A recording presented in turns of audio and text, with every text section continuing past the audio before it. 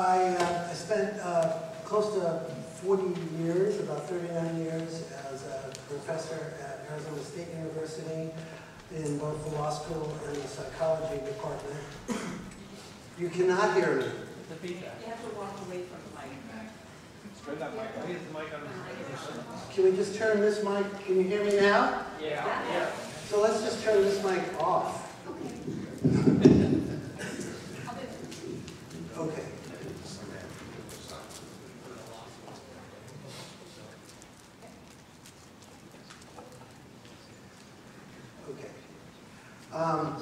So any of it. So that's what and I spent most of that career in family law. That was my field, crossing psychology and law, both. But as retirement came, I changed fields. Someone said to me, it's good to do something completely different when you retire. And you know, there are things I'd love to do that were completely different. You know, like become a rock star. But I didn't have the talent for that, so I just basically switched fields rather completely, and it's been quite an interesting ride. And so I am now affiliated with the Center for the Study of Law and Society at Berkeley, which I've been spending about half the year at anyway for the last 15 years. So when will they ever learn? How many people remember where that comes from? That you have to maybe be of a certain age that I am to remember that. When will they ever learn was the refrain in a song that Pete Seeger wrote in the 1960s as an anti-war song. Where have all the flowers gone? And as I thought about this issue, I thought about it just somehow made me feel like I was back in the 1960s. And it is really the question, when will they ever learn? And, you know, my bottom line in the end is I think they're beginning to. But what I want to do here is deal with 4 assumptions that are pervasive in legislative and judicial expressions that are wrong. They're just wrong. There's 4 key assumptions. The first is that sex offender is a coherent psychological category. It's a category of people, sex offenders, that all have something in common. That is all they need to know about them in order to make laws. Well, that's just crazy. It's just a legal label. It's not a psychological category. It's not a category with any meaning outside of that legal label, which turns out is applied to an enormous variety of people who are very different. 2, that sex offenders keep offending, and we've already heard lots about that. 3, that there's, you know, what's been called sex offense panic, this explosion in sex crimes. We have to have more prosecutions. We have to have more law enforcement. Actually, sex crime rates have been declining rather significantly. And 4, that registries, residency restrictions, etc., make communities safe when actually they don't. These are 4 key assumptions that almost all the stuff we have is based on, and they're all 4 are just wrong. And so I want to first start by going through them just a little bit. And some of this we've already heard, and I'll be able to therefore do those parts quicker because you've already heard about it. So these assumptions 1 and 2 are kind of tied together because the way in which the label is used, that they're all the same, is that they all usually re-offend, as if there's one group. And so those twin assumptions permeate legislative findings and judicial opinions, and you heard already about Smith v. Doe, which upheld Alaska's website as a civil measure. You know, there's a distinction, those who aren't lawyers may not probably have thought about this, but there's a distinction between civil laws and criminal laws. So criminal laws are the things you can get sent to prison for. And there's all sorts of requirements, constitutional requirements, before people can be sent to prison. Civil laws or regulations you've got to abide by, like a building code or something, and you can't do stuff without doing it. And you can be fined sometimes for violating, or the government can get other remedies. You know, if you build this where you weren't allowed to, maybe they can even make you tear it down. But that's a civil law, and so there's a different set of rules, constitutional rules about criminal and civil measures. And in Smith v. Doe, the court said, well, this is a civil measure, the registry, reasonably designed to protect public safety. And why? What is it reasonably designed to protect public safety? And this is a quote from the court. Because the legislature's findings are consistent with grave concerns over the high rate of recidivism among convicted sex offenders and their dangerousness as a class. They're all of one piece. All these people to whom the laws put this label are all of one piece in their dangerousness as a class. And then the phrase you've already heard lots about, the risk of recidivism is frightening and high. Now, where did this come from? Smith, this case on Alaska, cited another case that the Supreme Court had decided 2 years before called McCoon v. Lyle. And in McCoon, the court said, the recidivism rate of untreated offenders is as high as 80%. And then subsequently in the opinion, they referred to that, they referred back to that statement and said it's frightening and high. After Smith quoted McCoon and repeated that frightening and high phrase, and Smith did, it took off. It just absolutely took off. It was quoted in more than 100 later, and still counting. It's not like no one's doing it anymore. Quoted in more than 100 judicial opinions. I'm not talking about Supreme Court opinions, I'm talking opinions all around the country. State Supreme Courts, federal courts of appeal, all around the country. And it became a kind of, refrain that explained everything that we do in these sex offense laws. And I'll just give you one example. I mean, there's lots of examples, but just want to give you a flavor. This is the Kansas Supreme Court in 2012. In the decision they rendered, they had a 25-year-old man who was convicted of consensual intercourse with a 15-year-old girl who testified at the trial that she had encouraged him. Kansas law imposes lifetime supervision on all sex offenders. And so he challenged this. He had the corrections department, the Kansas Corrections Department psychologist testified that he was very low risk to reoffend. The court rejected his challenge despite that individualized evidence about his risk of reoffense. They rejected the challenge because they said the legislature could have reasonably had grave concerns. Why? Because the reoffense rate is frightening and high. You see this over and over again. So, okay, this frightening and high came from Smith, which got it from McCoon, which got it from where? Well, McCoon cited, and I've got to say, by the way, I'm here talking, but my wife who wrote the article has been with me, that's been referred to, so I just want to be sure.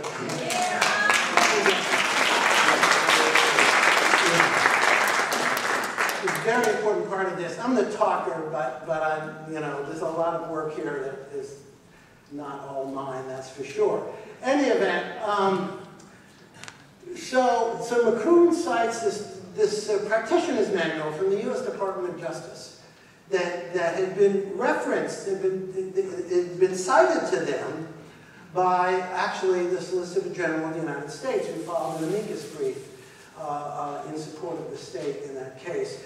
And so this sounds like a pretty good source, right? Very high rate.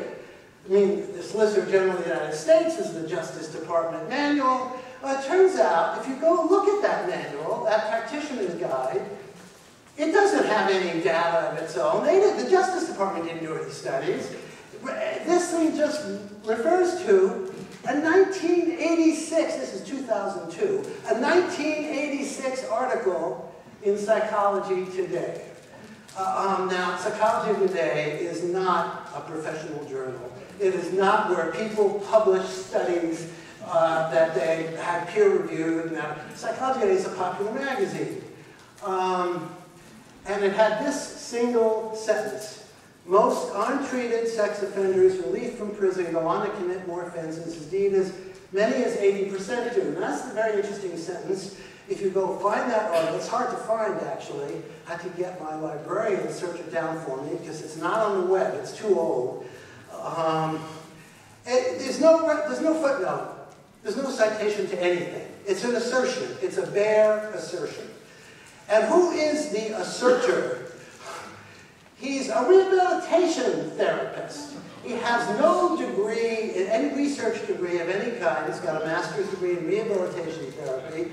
And why was he writing this article in Psych Today? He was writing the article to tout a therapy program he conducted under contract with the state of Oregon in a prison in Oregon.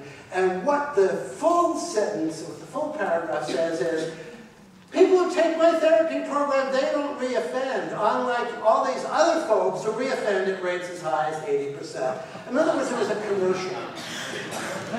It was a commercial. And like most commercials, it didn't have any backup data.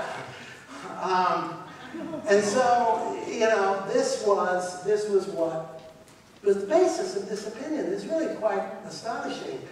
Now, if you want to really figure out what reoffense rates are for anything, this is a kind of recidivism 101 class here now for a moment.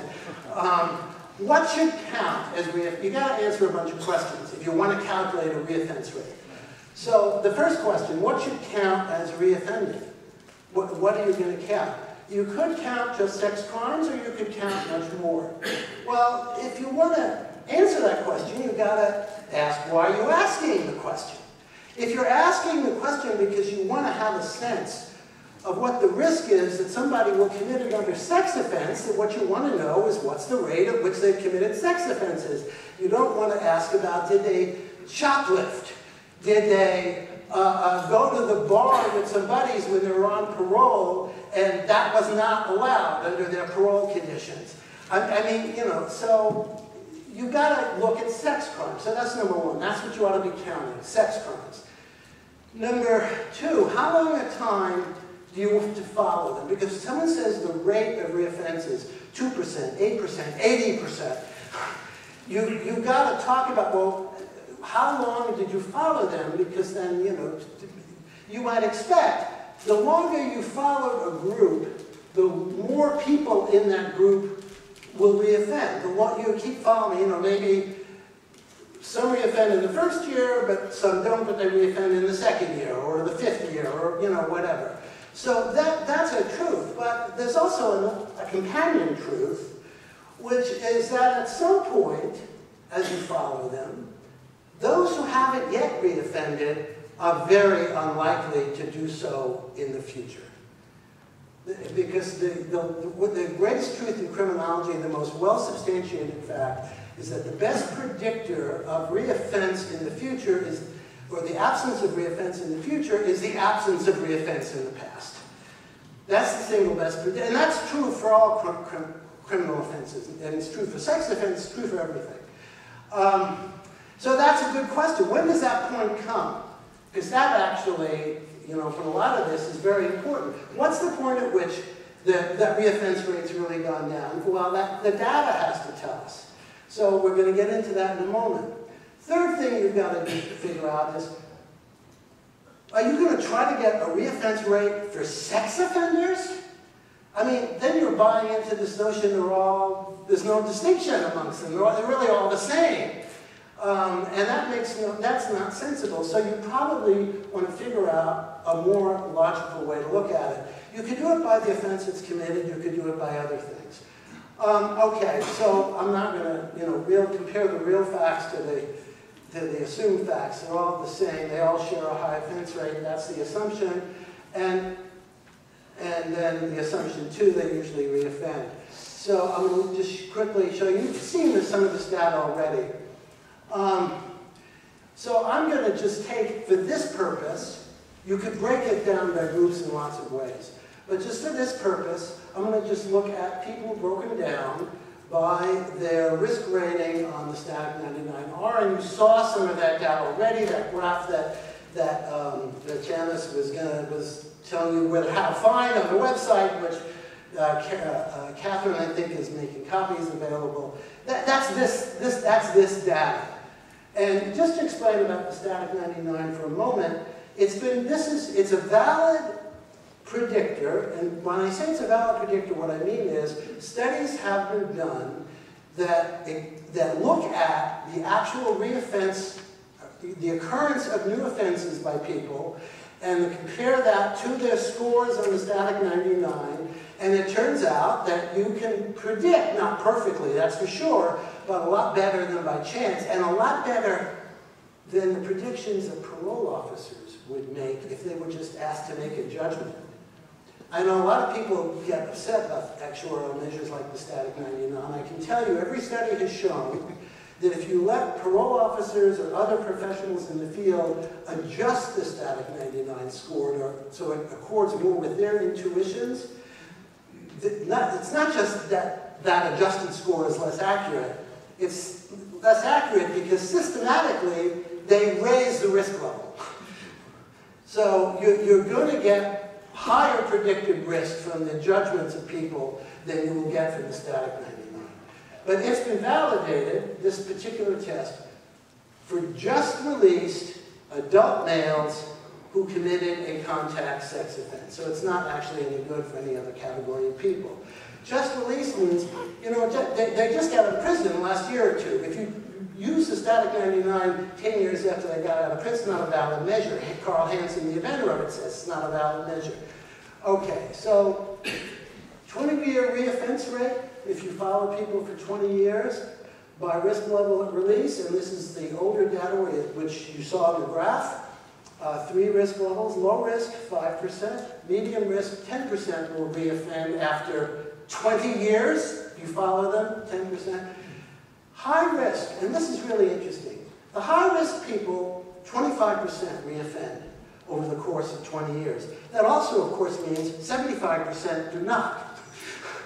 So most high-risk offenders don't reoffend after 20. You follow them 20 years out, they haven't reoffended. Even high-risk offenders.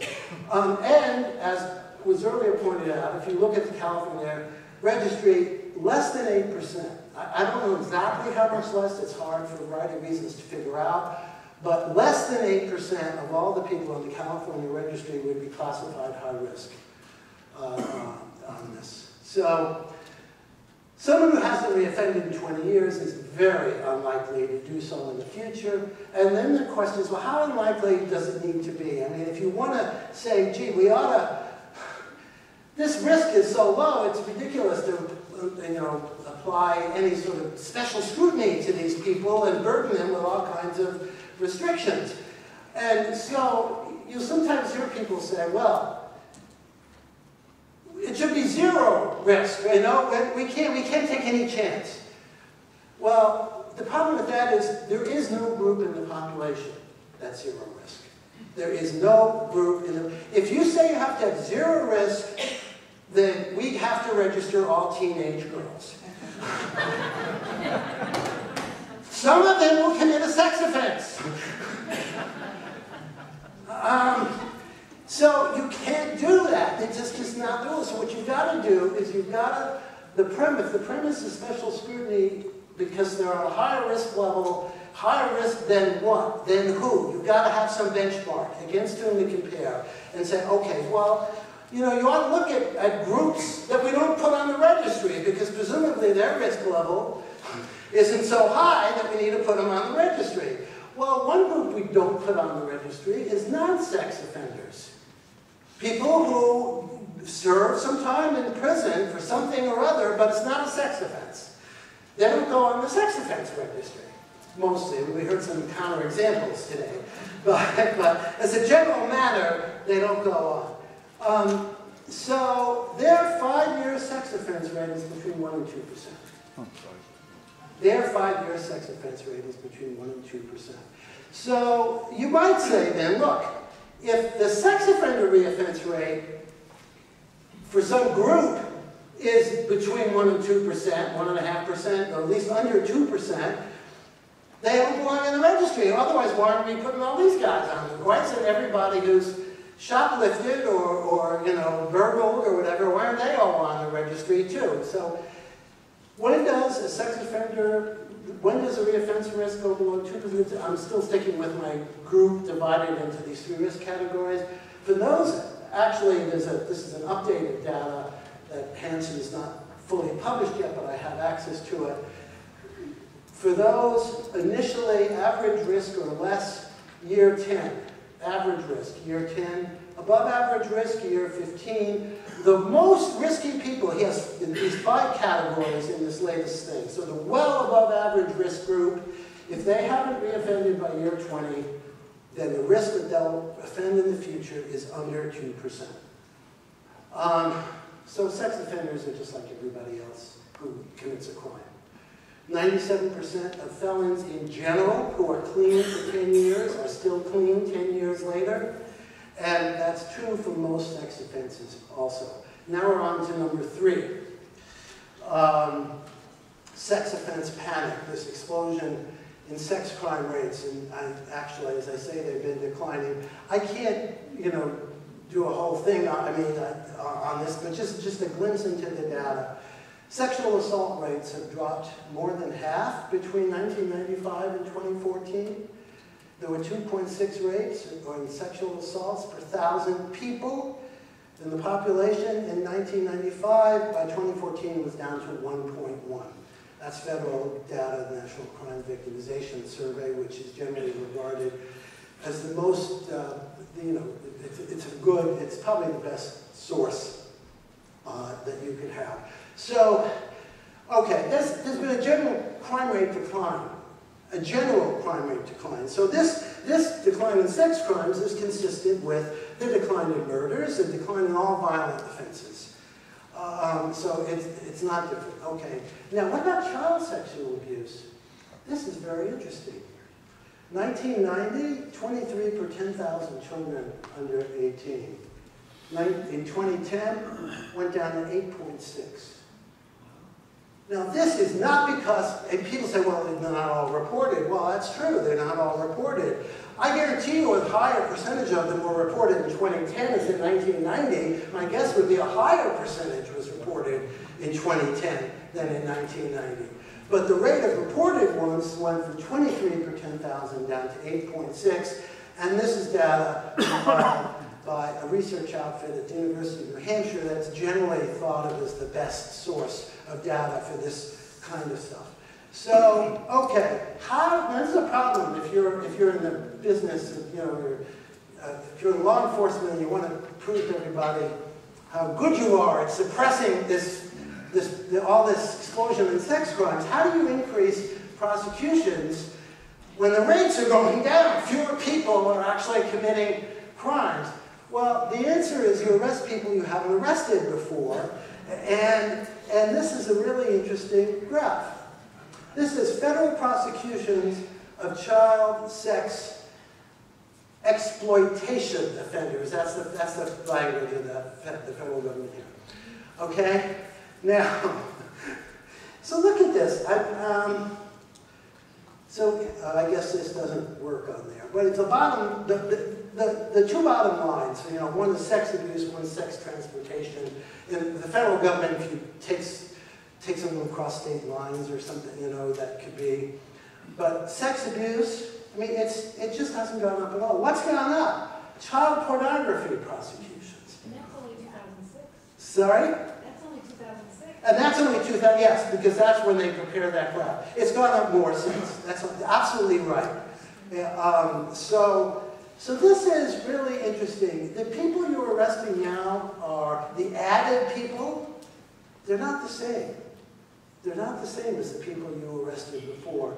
Those charged with child pornography possession today are actually different in some important ways. In 2000, most of them were suspected of a contact offense against a minor. This is also data from the University of New Hampshire.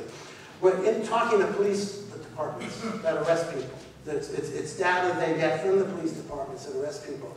And what they said is in 2000, the suspects came to their attention primarily because someone suspected them of a contact sex crime.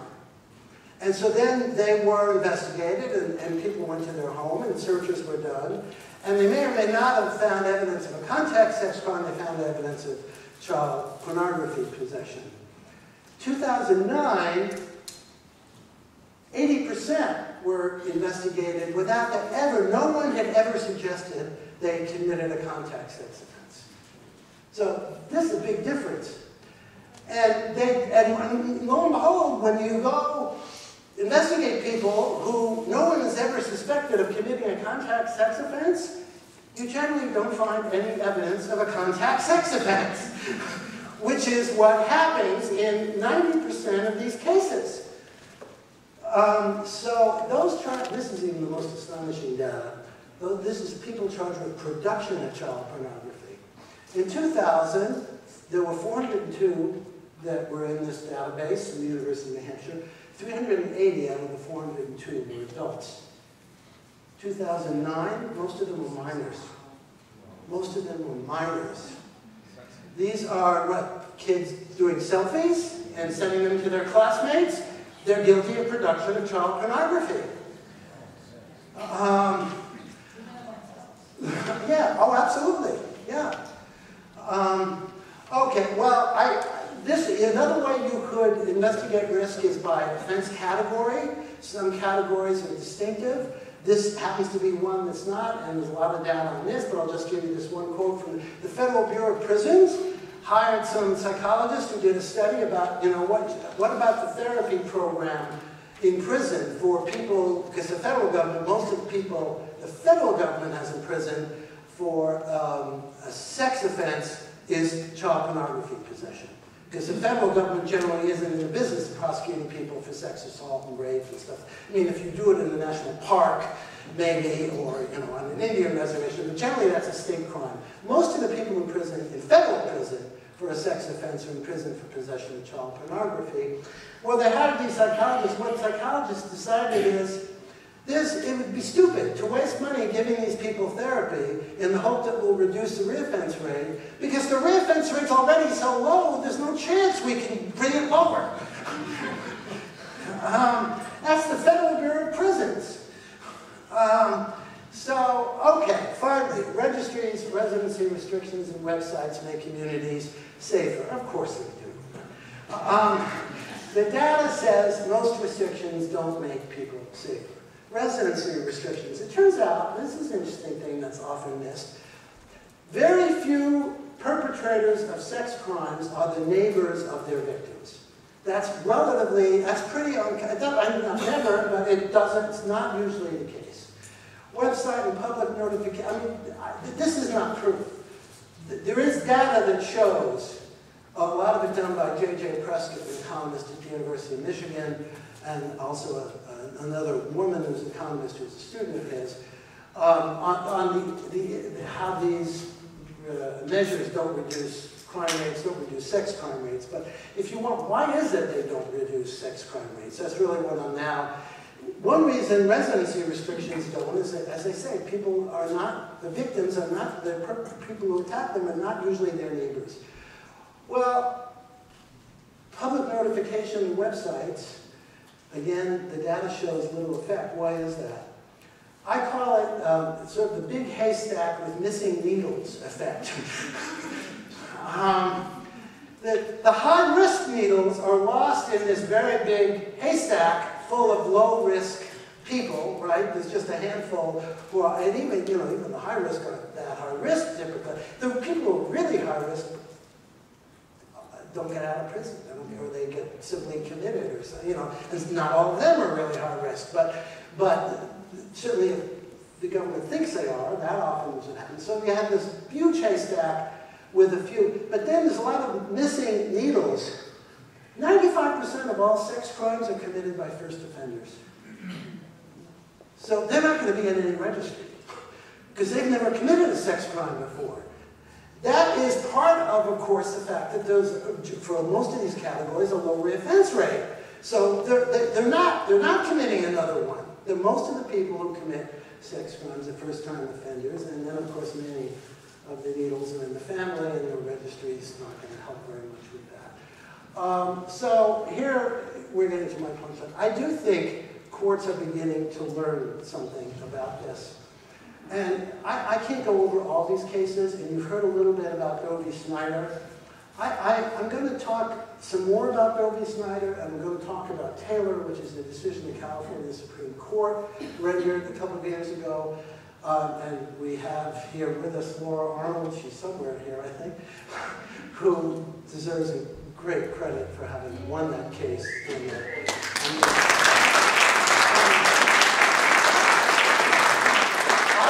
I was at that oral argument, and it was just breathtaking. I mean, her performance was unbelievable, and I have to say the AG's performance was... There she is.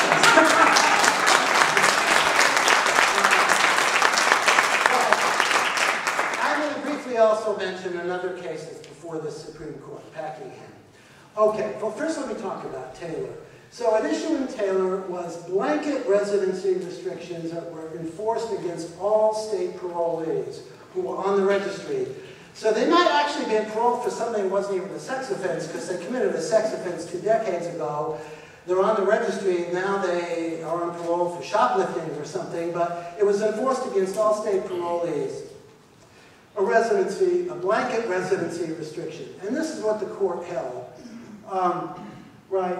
That those restrictions infringe the parolee's liberty and privacy interests while bearing no rational relationship to advancing the state's legitimate goal of protecting children from sexual predators, and therefore violated their basic constitutional right to be free of unreasonable, arbitrary, and oppressive action. Now, this is not a case that's saying this is a criminal penalty that's no good.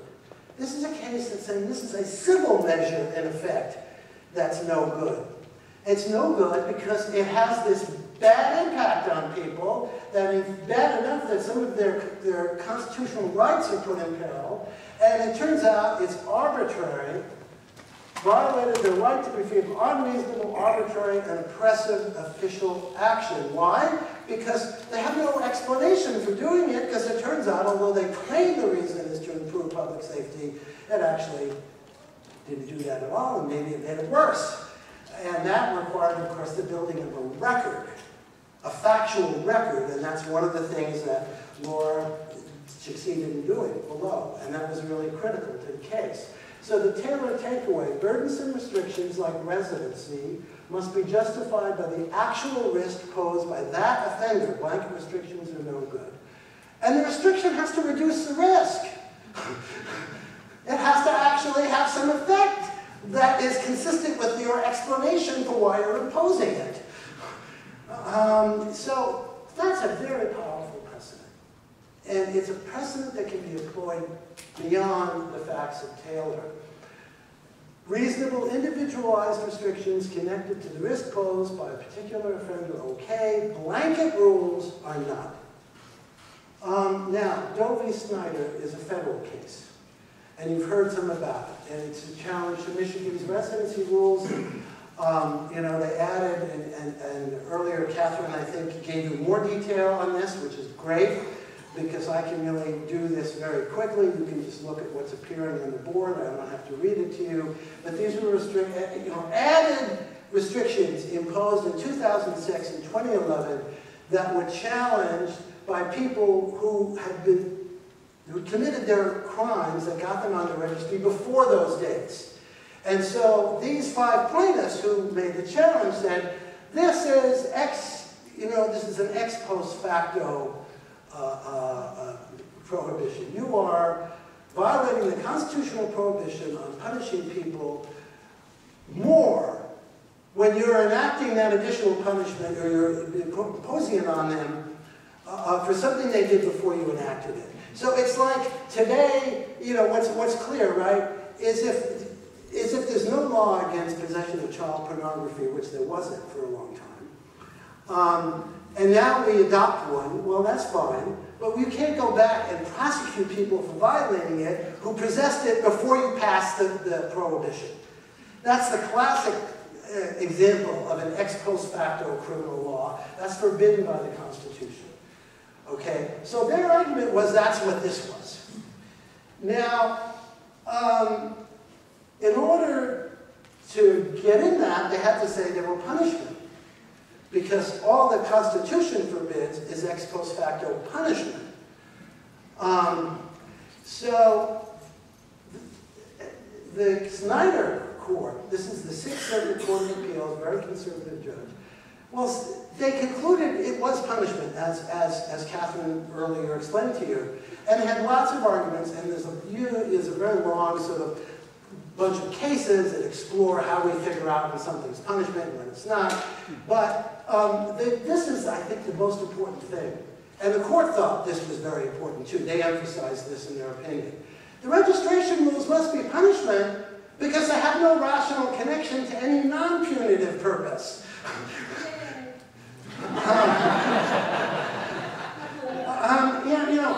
When you talk about this to people who've experienced it, of course, everybody who's experienced the registry and all the things that come with this, what do you mean? I feel like I'm being punished. And of course, that's a very reasonable feeling. But that's not a constitutional argument. That doesn't make it punishment for constitutional purposes. This does. The court said, why no rational connection? Because not based on individualized risk assessments. Does this sound familiar? Website tiering, school zone rules are offense-based, which means they don't focus on people who are actually hard risk. And they increase recidivism, the website, because it makes it hard for residents to get jobs and housing, etc. So this is Snyder. Now these are key. These statements are key because they open registration to a much broader attack. Criminal law can't punish retroactively, no ex post facto rules. But you can punish people just to make them feel bad in the criminal law. You don't need any other purpose. If I convict you of a crime, I can say that you get a 20-year sentence because I just want to hurt you, because what you did is really bad and you deserve to be hurt. That's a constitutionally permissible, you don't need any other explanation. You don't have to do rehabilitation. You don't have to be compassionate. You can be retributive. That's allowed. But civil rules, it's not allowed. You cannot pass a civil measure and just to harm people. You have to have some explanation for it. That it has to serve some purpose. And the same-sex marriage case is a great example of that, because essentially what the court said is, we've now figured out that there is no valid purpose that the state is achieving by not allowing gay people to marry. There've been all these arguments, but when you look at them carefully and all the facts, they don't hold up. And it's a big burden on them. That was essentially what the U.S. Supreme Court said in that case. That's a civil regulation. It's the same thing. Civil rules have to connect to another valid purpose, like public safety. But Snyder says registration has no rational connection to public safety. And so this is a hugely important decision, not for the reason that it strikes down ex post facto, although that's welcome. It's rather because its logic implies that registration rules fail as a civil measure, which means it's not just that you can't apply them to people who committed their crime before you adopted them, which is all the ex post facto argument achieves. Does nothing for all the people who committed their crime after you adopted the oppressive rule. This would say you can't do it all together. It goes beyond retroactivity. The Snyder Court understood the implication of their logic. They well understood it. This is a quote, and the really punchline is on my next slide. And you heard part of this already today. And you can read it for yourself. I don't need to read it for you. But, and I say, you heard part of it earlier today. But this is the punchline that I like. After saying all this, I say, this case involves far more. This is the Sixth Circuit. This is their opinion. Involves far more than an ex post facto challenge. Plaintiffs' arguments on these other issues are far from frivolous and involve matters of great public importance. What were the plaintiffs' arguments on these other issues? That these things are no good, period. Not just ex post facto. They're no good, period, because they don't have any rational basis and they impose burdens on people. And the court said, well, they have to wait another day. Why do they have to wait another day? Because the ex post facto argument was adequate to give victory to all of the plaintiffs in Snyder. And federal courts don't go around offering opinions on things that aren't necessary to decide the case. If the plaintiffs won on the ex post facto argument, which they did, there wasn't any basis for the court to go and say, and by the way, even if it wasn't ex post facto, we'd find it no good. But what they say here is that they're inviting somebody to bring that case. They're saying, you know, bring that case. This is where, you know, because your argument's far from frivolous. And it's of great public importance. Now, what's interesting here is the Supreme Court also understands this.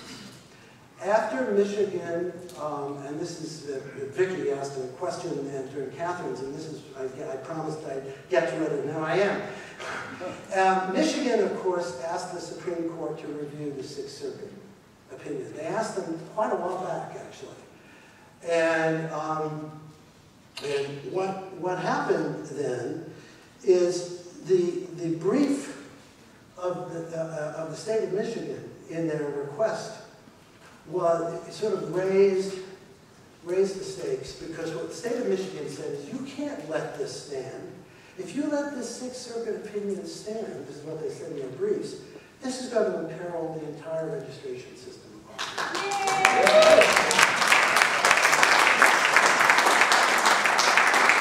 The Supreme Court looked at that, and what they did is they asked the Solicitor General of the United States to give his opinion about this case. So he invited the United States to submit a brief. What do you think? Now, that brief has not yet been received. And the court has officially not yet agreed to hear the case. But when they're inviting the SG to comment on a petition for certiorari, that's what it's called when you seek a hearing in the Supreme Court. Because the Supreme Court is a discretionary docket. It only hears cases it wants to hear. You can't make them hear a case. So they're very likely to take this case. I mean, they're really very likely to take this case. So this will be decided next term. Now, you know, you can think about what's likely to happen. I don't know. It's, you know, with a different membership, it might be a better bet. On the other hand, there's, you know, it's not impossible that Michigan will lose this case. So, there's two possible futures to judicial reform. Let's see. Oh, actually, I mentioned the Packingham case before. Okay, yeah, well, I guess I'll get to the next slide. There's two possible focuses. You could say that reoffense rates are not high enough to justify the harms of the civil restrictions. That would eliminate them, because this is the individualized, the requirement that you have to make individualized assessments, not blanket. There will be some people for whom the individualized assessment says they're high enough risk that some court will say the restrictions are justified, perhaps. So, but that's one strategy that would probably help most people, the great majority of people. Or you could also argue the restrictions make no sense because they don't actually increase public safety, in which case that would help everybody. Because even if you're high risk and you want to do something about it, this method of doing something about it doesn't work. It doesn't increase public safety. So so it's a long way to either of these arguments being ultimately victorious, but I think there's reason, you know, things are happening. If the court hears Snyder, I think it will definitely revisit the whole reoffense rate issue. This chart, this Hansen chart, I was told by Paul lawyers, and that charge had more impact, he thought, in oral argument in the Sixth Circuit than anything else they did. So that really, the Sixth Circuit really paid attention to that. There's also a case called Packingham. You watch the newspaper. Packingham will probably be decided by the Supreme Court next week. It was argued earlier this term. Packingham is an interesting case. It comes from North Carolina. And I know I finish up, but this is the sort of punchline I'm getting to. Packingham, this guy had been convicted of a North Carolina offense, taking indecent liberties with children. Taking indecent liberties with children. It didn't require, according to the cases in North Carolina, it doesn't require that you actually touch a child to take an indecent liberty with a child. It doesn't even require any sort of, you're closer than some maximum distance to the child. And this guy was convicted in 2002 for that. Well, then he got into a problem because North Carolina law says that if you're on the registry, which he was, that you cannot access any social media. And he went on Facebook. He went on Facebook, and this is what he posted on Facebook after having a court hearing over a traffic ticket. He posted on Facebook, "Man, God is good. How about I got so much favor they dismissed the ticket before court even started. No fine, no court cost, no nothing. Praise be to God. Thanks, Jesus." He was prosecuted for that. He went on Facebook. He went on social media. He was prosecuted. Someone said this is the first person who's ever been prosecuted in the United States for praising Jesus.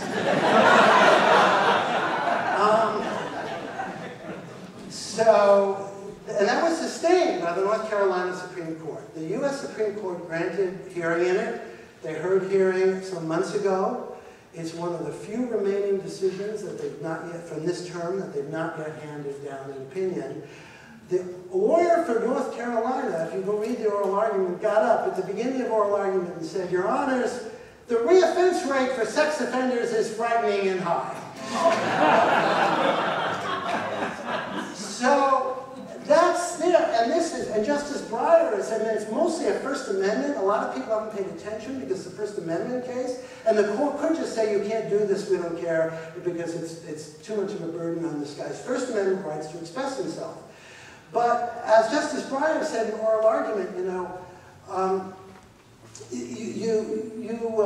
has to be, before you do something to prevent speech, it has to be or penalize speech, it has to be a clear and present danger. That's an old classic. And he said, what's the clear and present danger here? And what that easily translates into, there is no clear and present danger because this guy's not really much of a threat to anybody. And so there is real potential. I don't know what will happen in this case, but watch it. So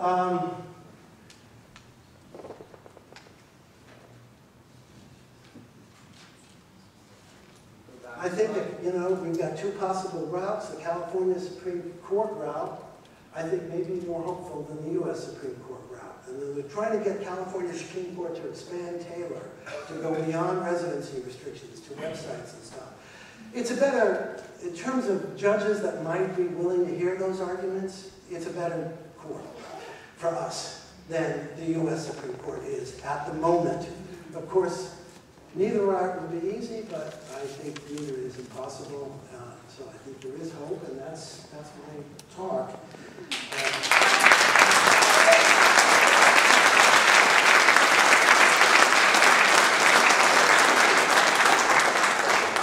Well, I went over time, and I apologize. We do have 5 minutes, I'm told, for questions, and I'd be happy to respond to questions. Yeah. We've heard about the 6th Court of Appeals in Michigan is sympathetic. What about the 9th Court in San Francisco?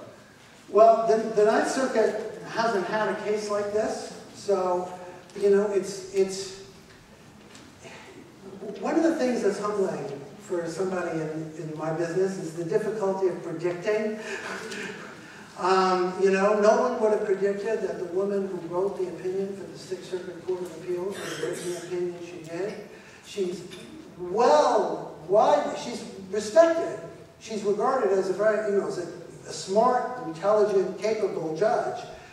But she's also regarded as extraordinarily conservative on criminal law matters. She wrote that opinion. And that's one of the reasons that the opinion might have actually more impact than it otherwise might. The Ninth Circuit Court of Appeals generally has more liberal judges. And so you would hope that they'd be more sympathetic. And they might be. But, you know, we don't have a case yet like the Michigan case in the Ninth Circuit. Yes, sir. Even the ACLU, which represented the plaintiffs, in this case, ACLU of Western Michigan, basically. The ACLU office in Grand Rapids, or they call West Michigan, and the University of Michigan Innocence Clinic represented plaintiffs, and they take the position that that the decision, both in the district court and then in the appeals court, only applies to those 5 plaintiffs. Well, they take that position. There's a reason they take that position. Because there's the question was, while you're awaiting the Supreme Court to act, what happens? And you can't stay the effect of the decision of the Sixth Circuit Court of Appeals. Say, well, we're not going to put it into effect until after we find out whether the Supreme Court takes it. The Sixth Circuit didn't do that, and Michigan asked the Supreme Court to do that and keep that decision sort of on hold until the Supreme Court got to do it. And the Supreme Court declined to do it. But what Miriam and Paul were told, sort of off the record by a clerk, is don't try to have this opinion apply to other people now. Just the 5 plaintiffs you had. So it's really a consequence of the fact that the game's not quite over. But if the Supreme Court were to affirm the decision, then it will apply to everybody in Michigan, and it'll apply to, actually, if the Supreme Court would affirm it, everybody in the United States. So, you know, some other regulation might not run afoul, but so it's really a temporary, it's a transitional, to see what happens.